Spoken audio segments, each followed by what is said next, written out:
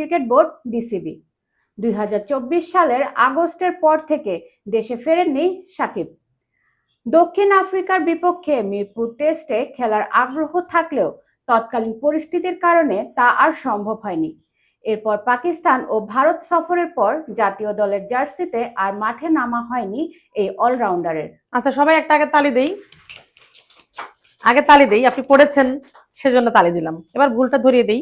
ভুলটা হচ্ছে আপনি প্রত্যেকবার সাকিবকে সাকিব বলেছেন, নায়ক সাকিব খানকে ভুলে যান। এটা হচ্ছে সাকিব আল হাসান। সাকিব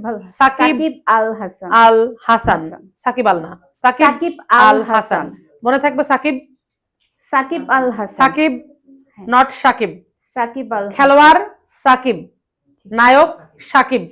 নায়ক সাকিব, খেলোয়াড় সাকিব। আপনি বারবার সাকিবকে সাকিব বলছিলেন। তারপরে অলরাউন্ডার আর কোথায় যেন দাগ দিলাম, একটু সঙ্গে সঙ্গে ভুলটা ধরিয়ে দিলে ভালো হয়, কিন্তু আমি থামাইনি যে পড়ুক। আচ্ছা, দুই একটা ভুল ছিল এবং আপনার এটাকে বলে হচ্ছে ফাম্বল হচ্ছিল, ফামলিংটা বেশি হচ্ছিল।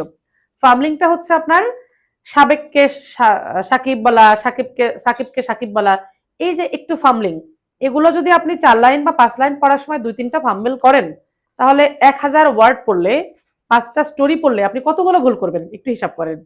তাহলে আপনাকে যেটা করতে হবে, এতক্ষণ সময় পেয়েছেন, বাকিরা যখন এখানে পড়লো, আপনি প্র্যাকটিসের সুযোগ পেয়েছেন, আপনি জানতেন আপনার 4 নাম্বার স্টোরিটা থাকবে ভাগে, তাহলে এই স্টোরিটা আপনাকে ভালো করে মনোযোগ দিয়ে পড়া দরকার ছিল। আপনি ভালো করে মনোযোগ দিয়ে পড়েননি। পড়েছি, কিন্তু জানি না অটো কিউতে গেলে আমার এই অবস্থা। হ্যাঁ, তাহলে অটো কিউতে আসলে যেহেতু সমস্যা হয়, এটাই হচ্ছে একটা ব্যাপার। প্রত্যেকটা মানুষ কাগজ দেখে ভালো করে, অটো কিউতে গেলেই একটু নার্ভাস হয়ে যায়। তাহলে এখন থেকে অটো কিউটাকে আমাদের কাগজ ভাবতে হবে। আমি যেভাবে ইজি ফিল করব, যেভাবে নার্ভাসনেসটা থাকবে না, আমি ওটাকে কাগজ মনে করব, যে ওখানে আমি গেলে কাগজ দেখি পড়ছি। এটা অটো কিউ ভুলে যান। ঠিক আছে, ক্লোজিং দেওয়ার দরকার নেই আপনার। Thank you. নেক্সট।